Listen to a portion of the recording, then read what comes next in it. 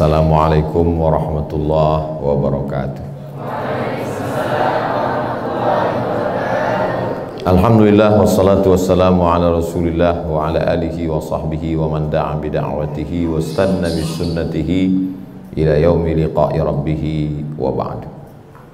Pesantren Maskanul Huffaz, tak dapat saya sebut satu persatu, para asatiz, para guru, para santri, semuanya dimuliakan Allah Subhanahu wa ta'ala. Banyak tadi disebutkan umi-umi, semuanya mulia kecuali Omikron.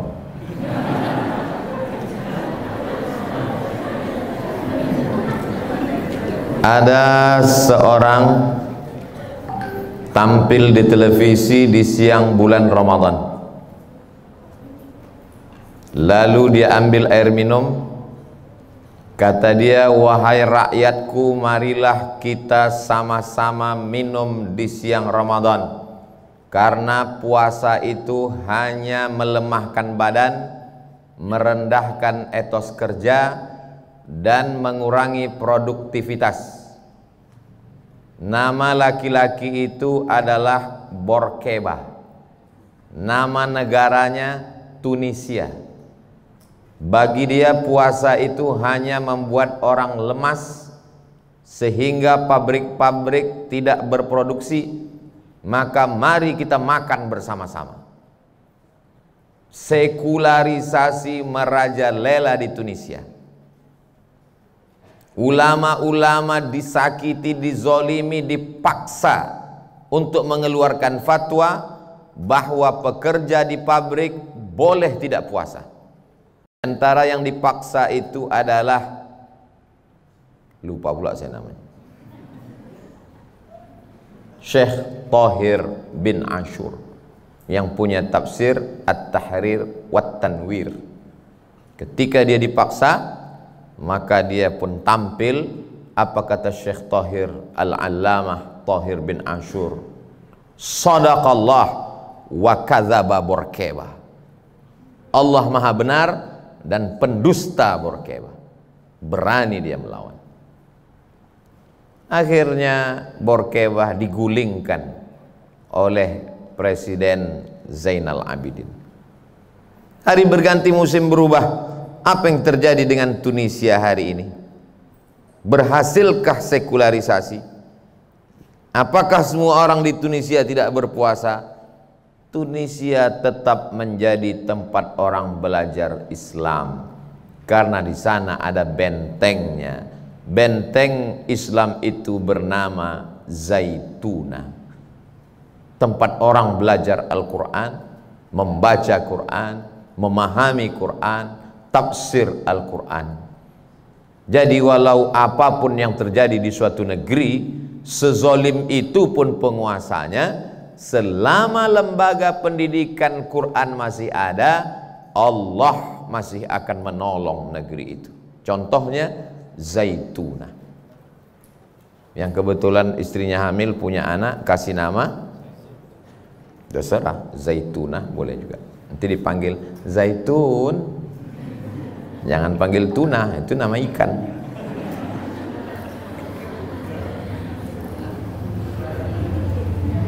Yang kedua, negara ini dikuasai oleh Uni Soviet. Presiden terakhirnya Gorbachev. Ada yang mengatakan Gorbachev itu orang Bandung, nama aslinya Cecep Gorbachev.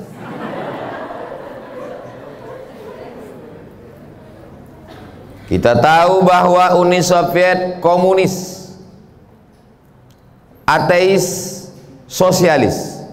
Ekonominya sosialis, akidah agamanya komunis, tidak ada Tuhan. Di antara tokohnya adalah Karl Marx. Pemikirannya disebut dengan Marxisme,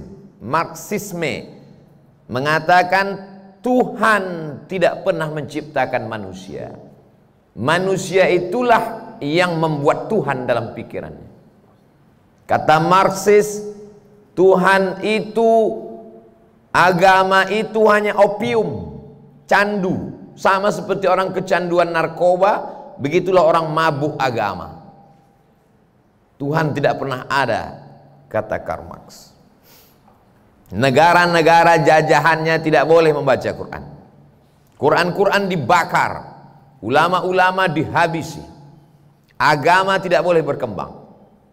Akhirnya datang Boris Yeltsin. Setelah itu tumbanglah Uni Soviet, dan negara-negara tadi merdeka, dan Soviet menjadi kecil, dan negara tidak sebesar dulu lagi. Uni Soviet berubah menjadi Rusia dengan Presiden Vladimir Putin. Putin tidak sedahsyat pendahulunya. Dia masih mau meresmikan masjid bersama dengan Erdogan. Dia tidak mengusik Islam. Bukan berarti saya pro Putin lalu. Ketika negara-negara jajahan Uni Soviet tadi merdeka, Uzbekistan, Tajikistan, Afghanistan, Kirgistan. Stan itu artinya bahasa Inggrisnya land, tanah. Orang Kurdi punya tanah namanya Kurdistan. Somat punya tanah namanya Somatstan. Tajikistan, Uzbekistan, Kazakistan, Kirgistan, Tajikistan, Afghanistan merdeka. Apakah mereka ini menjadi komunis dan tidak beragama? Ternyata setelah negeri-negeri ini merdeka, anak-anak kecilnya hafal Quran. Jangan Masya Allah dulu, cerita belum selesai. Dari mana anak-anak ini bisa hafal Quran? Ternyata di dalam kamar itu malam-malam tanahnya digali. Digali pasir tanah di kamar itu, lalu kemudian bagian atasnya ditutup pakai papan dan karpet. Anak-anak dimasukkan ke dalam, gelap, tidak dikasih lampu, menghafal Quran, memakai metode talqin. Guru membaca, murid mendengar. Bismillahirrahmanirrahim. Bismillahirrahmanirrahim. Idzas samaa'u fatarat. Idzas samaa'u fatarat. Wa idzal kawakibu tatharat. Wa idzal kawakibu tatharat. Wa idzal biharu fujjirat. Tidak melihat Quran, tapi hafal Al-Quran. Gelap. Di tengah gelap itulah anak-anak itu menghafal Quran. Ketika tentara-tentara Uni Soviet datang, mereka diam, mereka sepi, mereka sunyi. Saat tentara tertidur malam, di malam itulah mereka mendidik anak-anak bertahajud dan menghafal Al-Quran. Terbukti janji Allah, inna nahnu nazzalna dzikra wa inna lahu lahafizun. Akhirnya apa yang terjadi? Begitu dideklarasikan negara pecah, Uni Soviet tumbang, berdiri Rusia, dan negara-negara kecil ini merdeka. Al-Quran sudah bangkit. Tidak ada yang bisa menghilangkan Islam dari suatu negeri. Kuncinya satu, lembaga pendidikan Al-Quran. Lalu kemudian ada seorang namanya Ataturk. Azan tidak boleh pakai bahasa Arab. Semua perkumpulan-perkumpulan pengajian dibubarkan. Masjid Hagia Sophia dirubah menjadi museum. Salat, berdoa tidak boleh pakai bahasa Arab, pakai bahasa Turki. Saya tidak bisa membayangkan seandainya kita mendapat musibah seperti itu, lalu pemimpin mengatakan tidak boleh azan pakai bahasa Arab. Oh, bagaimana bunyi azan kita? Allah, gede banget. Nauzubillah. Bayangkan. Pokoknya yang namanya Islam mesti dihabisi. Ulama kalau tidak mau ikut sama dia dipenjara. Di antara ulama yang dipenjara bertahun-tahun adalah ditulis dalam sebuah novel oleh kakak kelas saya, Ustadz Habibur Rahman El-Shirazi, dalam novel berjudul apa namanya? Saya ingat, cuma pura-pura lupa aja. Api Tauhid. Dia adalah Badi'uz Zaman Said Nursi, tapi di tengah penjara dia tetap menulis renungan-renungan dia tentang Al-Quran. Itulah menjadi buku yang beberapa waktu lalu kami bedah buku. Dapatkan bukunya di toko terdekat, hubungi nomor berikut ini. Lalu kemudian apa yang terjadi? Akhirnya Ataturk mati. Sampai akhirnya semua orang-orang yang zalim ingin menghilangkan Islam, semuanya berakhir dengan mati. Firaun mati, Namrus mati, Qarun mati, Borkeba mati, Ataturk mati, Gorbachev mati. Semua mati. Kita semua akan mati, tinggal kita memilih mau mati jadi nama apa.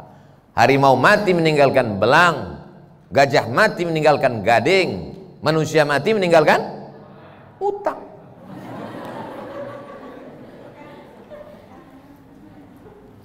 Azan pakai bahasa Turki, berdoa tidak boleh bahasa Arab. Tempat orang berkumpul ramai-ramai ditutup. Masjid Hagia Sophia menjadi museum. 1924 Khalifah Turki Utsmani Sultan Abdul Hamid dilengserkan, dijatuhkan. Sekarang tahun 2022, tidak lama lagi 2024, 100 tahun, 1 abad Ataturk. Apakah Islam hilang di Turki? Malah yang jadi museum dulu sekarang dirubah jadi masjid. Dia berharap masjid-masjid yang lain berubah jadi museum. Ternyata museum yang dia buat itu sekarang berubah jadi masjid dan berkumandang suara azan dengan bahasa Arab. Dari menara yang tinggi bersaut-sautan antara Masjid Blue Mosque, antara Masjid Sultan Ahmad dengan Masjid Hagia Sophia. Apa yang terjadi dengan Turki? Kenapa Turki tidak berhasil disekulerkan? Kenapa Islam tidak hilang? Karena ada ulama yang bergerak dengan pendidikan. Namanya Sulaiman Hilmi Tunuhan. Sulaiman Hilmi Tunuhan. Di mana saja penjuru bumi dunia sekarang, dari Eropa, Amerika, Afrika, Asia, Australia, ada tempat orang menghafal Quran. Barokah dari seorang ulama, Sulaiman Hilmi Tunuhan. Dialah yang membuat cikal bakal Sulaimaniyah. Dari 3 contoh sampel tadi, yang pertama Tunisia, yang kedua Uni Soviet, yang ketiga Turki. Ini akan masuk ujian akhir semester.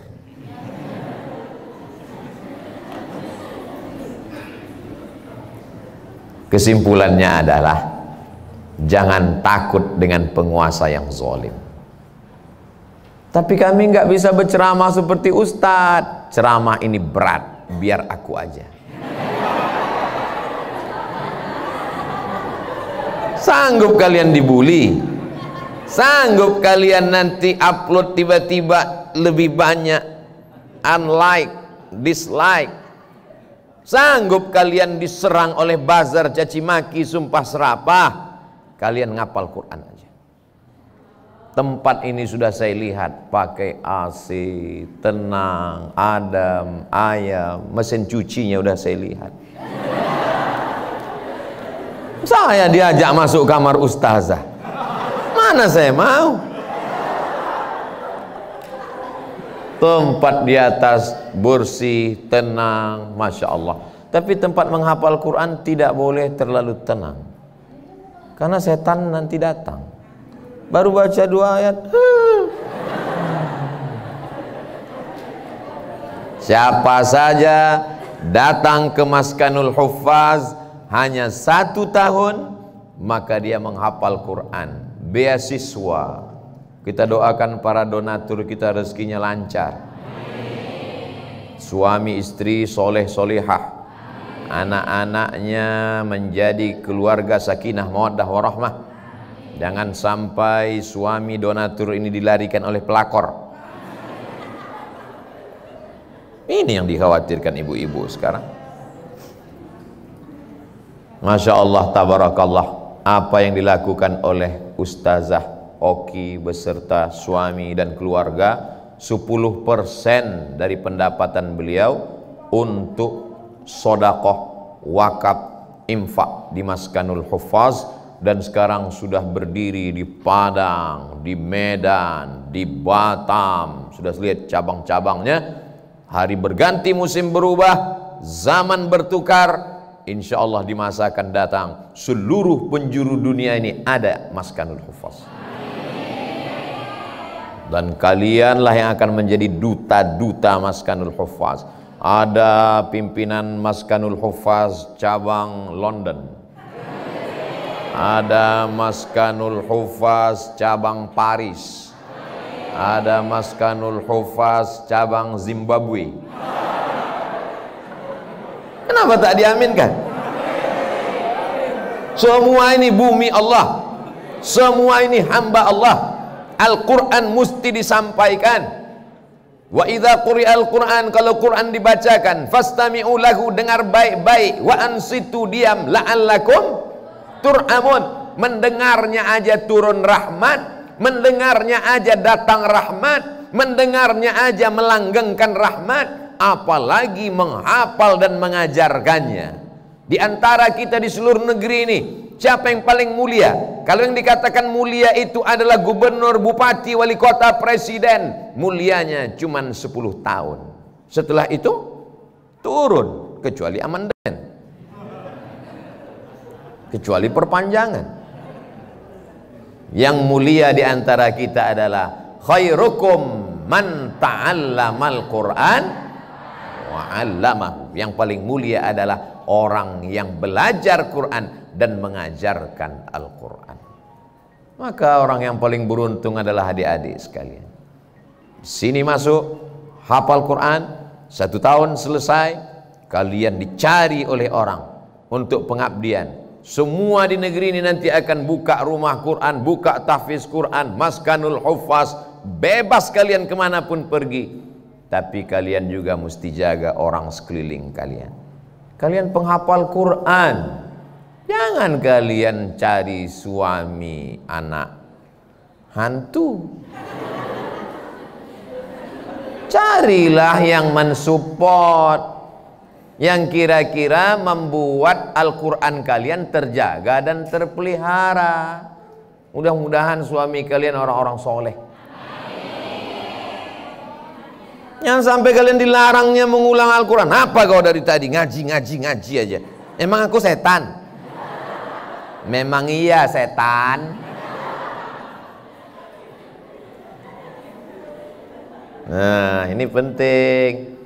Ustazah Oki punya suami yang soleh, mensupport. Ini disupportnya dakwah, akhirnya berkembang pesat. Coba kalau dapat suami enggak support, aku mau berdakwah, jangan, selangkah keluar dari sini, neraka jahanam tempatnya. Tapi ketika dia support dakwah, dia support Maskanul Huffaz, ini penting. Hari ini kalian tersenyum dan tertawa. Tapi kalau sampai kalian dapat suami Fir'aun, Mas Fir, aku mau storan ya. Jangan store. Buka jilbabmu yang panjang. Aku tidak suka melihat kamu pakai jilbab panjang. Aku mau kamu jadi orang yang rambutnya 3 warna, merah, kuning, kelabu. Aku tidak suka melihat kamu nggak pakai make up. Aku mau kamu pakai make up, tebalnya 2 inci. Ini nampaknya simple, sederhana, tapi ini penting. Supaya apa? Karena kalian bukan perempuan biasa. Kalian perempuan luar biasa yang di dalam kepala kalian 30 juz Al-Quran. Waktu juga yang memisahkan kita. Ustadz Somad bicara cuman 20 menit. Setelah itu nanti ada tanya jawab 20 menit. Jangan kemana-mana, kita akan lanjutkan setelah yang satu ini. Itu yang dapat saya sampaikan. Berikutnya saya kembalikan ke moderator. Katanya tadi ada dialog tanya jawab 20 menit. Terima kasih. Wassalamualaikum warahmatullahi wabarakatuh.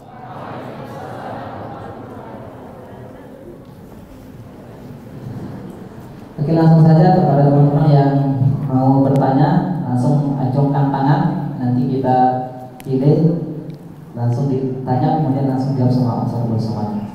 Silakan dari Akhwan dulu.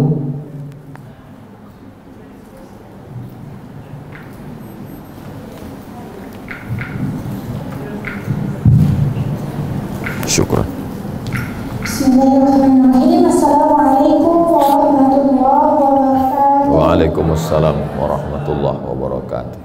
Sebelumnya jazakallahu khair Ustadz dan MC yang telah memberikan saya izin untuk bertanya langsung kepada Al-Ustadz Abdul Somad. Akhwan Ustadz, izin bertanya, bagaimana tanggapan Ustadz tentang bahwa kan kita seorang penghafal Quran harus membangun peradaban di dunia dengan melahirkan generasi-generasi Qurani. Bagaimana pula tanggapan Ustadz bahwa wanita itu kan kodratnya di rumah ya Ustadz. Jadi kalau ada wanita yang ingin berdakwah ke sana kemari, kemudian ada lagi yang bilang kamu kan wanita gitu, lebih baik di rumah. Jadi solusi terbaiknya buat kita sebagai wanita yang ingin berdakwah jauh keluar, seperti sampai ke seluruh penjuru dunia seperti itu, tapi posisi kita adalah wanita, kemudian posisi kita adalah seorang penghafal Quran, dan banyak sekali yang harus kita jaga dari seorang wanita. Nah itu bagaimana Ustaz? Terima kasih. Wassalamualaikum warahmatullahi wabarakatuh. Waalaikumsalam warahmatullahi wabarakatuh. Ada 7 sahabat Nabi yang paling banyak meriwayatkan hadis. Di antaranya yang paling banyak Abdurrahman bin Sakhar Ad-Dawsi. Dirubah namanya jadi Abdurrahman, sebelumnya adalah Abdus Syams. Asalnya dari Yaman. Karena selalu membawa kucing, dipanggil Nabi ya Abahir, Abu Hurairah radhiyallahu anhu. Ada sepupu Nabi Abdullah bin Abbas. Ada adik ipar Nabi Abdullah bin Umar bin Khattab, adik Hafsah radhiyallahu anha. Tapi satu di antaranya adalah perempuan. Beliau bernama Sayyidatuna Aisyah radhiyallahu anha. Khudhu nisfa dinakum min Humaira. Ambillah setengah agamamu dari Aisyah. Sahabat yang bingung tentang bagaimana istrinya mandi, rambutnya dikepang, apakah perlu dibuka atau tidak. Ditanyakan kepada sahabat laki-laki, istri saya rambutnya diikat, dikepang, mandi. Kalau dia mandi besar apakah dibuka? Kata dia, buka. Iya kalau mandinya sekali, kalau mandinya 3 kali. Tanyakan lagi ke Sayyidatuna Aisyah. Aisyah bagaimana? Kata Aisyah, cukup disiramkan saja air. Tapi kata sahabat anu, laki-laki mesti dibuka. Kenapa enggak digundul aja sekalian, kata Aisyah. Dia lebih alim daripada laki-laki. Kalau tidak ada dia, siapa yang meriwayatkan hadis Nabi tentang mandi, tentang air tentang bermacam yang sifatnya pribadi dan khas. Itulah luar biasanya Sayyidatuna Aisyah radhiyallahu anha, ummul mukminin.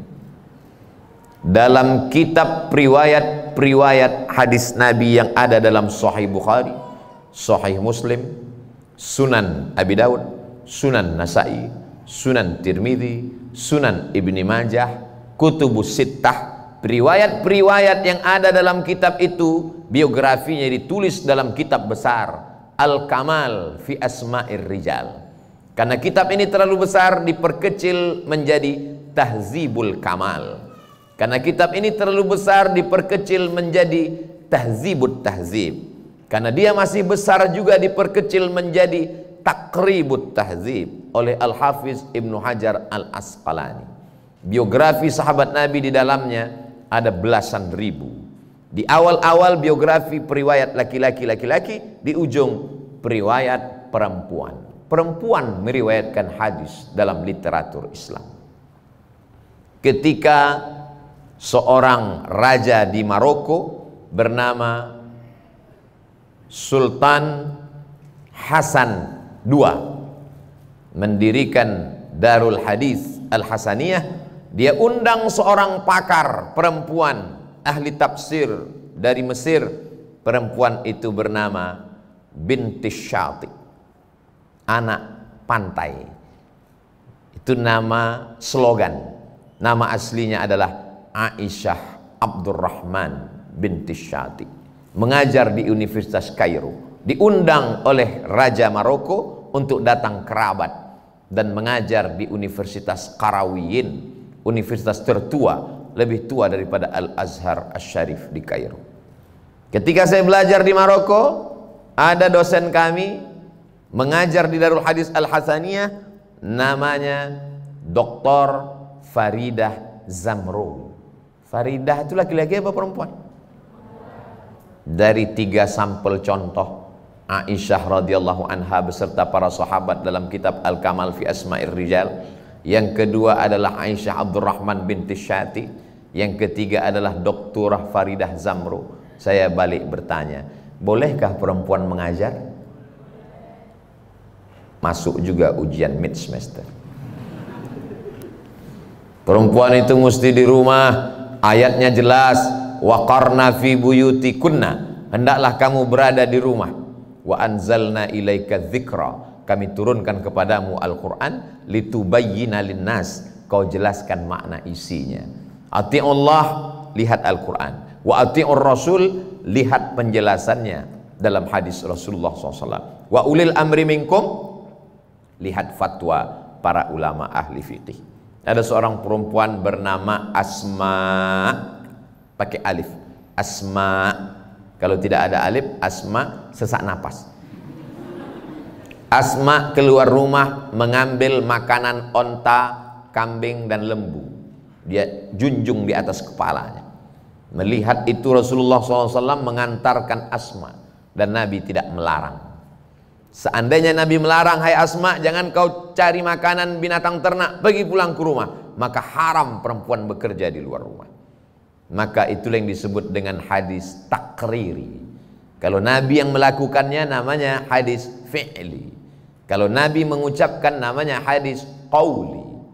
Nabi diam dan setuju dengan perbuatan Asma, maka disebut dengan hadis takriri.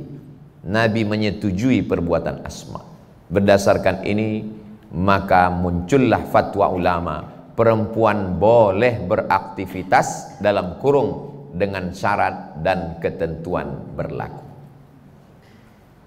Saya Ustadz nanti kalau tamat dari Maskanul Huffaz ingin buka rumah Quran, syarat yang pertama suaminya setuju. Itu maka dicarilah suami yang seide, sepikrah, setuju. Orang juga yang mencintai Al-Quran. Tidak mesti ustadz. Dia boleh pengacara, lawyer. Dia boleh insinyur. Tapi dia mencintai Al-Quran. Yang kedua, tidak pergi berdua-duaan dengan laki-laki yang tidak mahram. La yusafiranna, la tusafiranna mara'atun illa ma'azi mahramin. Yang ketiga, tidak berdua-duaan di satu ruangan laki-laki perempuan tanpa mahram. Dia sudah seperti abang saya, dia sudah seperti saudara saya, dia sudah macam abang saya, dia sudah macam bapak saya. Berawal dari macam, berakhir dengan macam-macam. Jadi perempuan boleh beraktivitas, silakan mengajar, silakan. Tapi insya Allah saya berharap kalau adik-adik perempuan, maka buatlah maskanul hufaz khusus perempuan. Kalau ada santri laki-laki yang mengajar, carikan ustaz laki-laki. Adik-adik yang laki-laki buka maskanul hufaz, rumah tahfiz Quran, pondok tahfiz Quran lil banin laki-laki. Untuk yang perempuan carikan guru perempuan. Karena fitnah setan tidak meninggalkan ustaz. Apakah ustazah juga digoda setan? Ya. Setan yang menggoda ustaz juga. Namanya ustaz setan. Setan tidak pernah berhenti menggoda. Jangan sampai kita merusak nama baik Al-Quran. Demikian. Wallahu a'lam bishawab.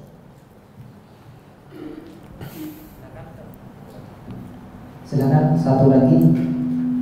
Masih ada waktu. Oke, silakan dari Mas Sadli.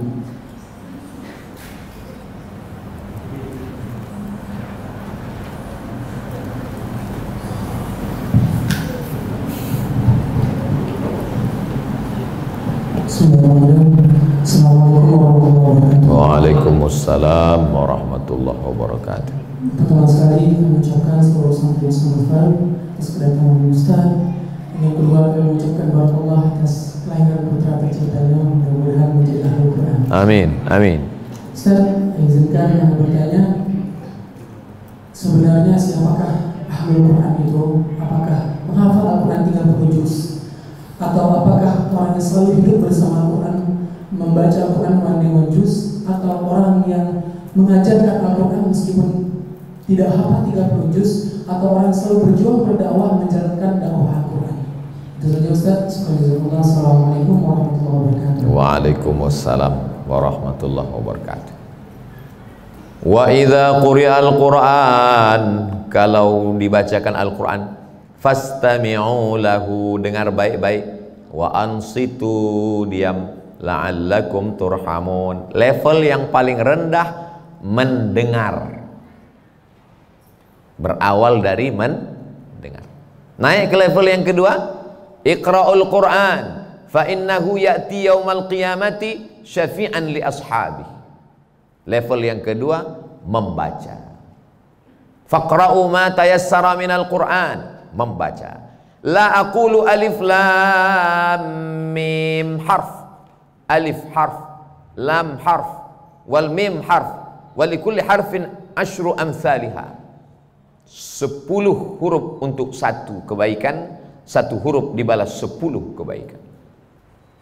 Jadi adik-adik di sini mengulang hafalan 1 hari itu banyak sekali. Tapi ini baru level 2. Level yang ketiga, afala yatadabbarunal Qur'an am ala qulubin aqfaluha, mentadabbur, memahami makna Al-Quran. Jangan berhenti pada satu tangga, mesti naik, mendengar, membaca, memahami. Di atas, khairukum man ta'allamal Qur'an wa 'allama. Kami ini Pak Ustadz, gubernur, bupati, wali kota, menteri, presiden, direktur BUMN, kami tidak hafal Quran. Bantu rumah Al-Quran, keluarkan APBD untuk para penghafal Quran, mudahkan urusan orang yang menghafal Quran dengan kekuasaanmu. Kami ini Pak Ustadz tidak hafal Quran, tapi bisnis lancar. Uangmu untuk menolong, menjadi bapak ibu asuh para penghafal Quran. Jadi dengan apapun jabatan, kekuasaan, harta benda yang dititipkan Allah, itu bukan tujuan, itu hanya wasilah cara. Tujuan akhirnya adalah menolong agama Allah. In tansurullaha yansurkum. Jadi kalau dipahami ini, siapa sebetulnya ahlul Quran? Yang terlengkap adalah rajin dengar Quran, rajin baca Quran, paham Al-Quran, ngerti tafsir Quran, lalu kemudian mengajarkan Al-Quran, buka pesantren tahfiz Quran, dan dia jadi orang kaya hartanya untuk Quran, punya jabatannya, itulah orang yang paling mulia. Jadi ada nanti di antara adik-adik ini yang akan jadi gubernur. Kami Pak Ustadz perempuan, istri gubernur. Kira-kira mana yang lebih tinggi jabatannya, gubernur atau istri gubernur? Istri gubernur, karena semua gubernur takut pada. Jadi adik-adik sekalian, bisa menolong Al-Quran dengan kekuasaan, dengan harta dan jabatan. Untuk apa Ustadz bicara ini? Kan ini tidak ada hadir pejabat. Di sini memang mereka tidak hadir, tapi mereka nonton. Di mana mereka nonton? Di channel Ustadz Abdul Somad Official. Subscribe, like, share, and comment.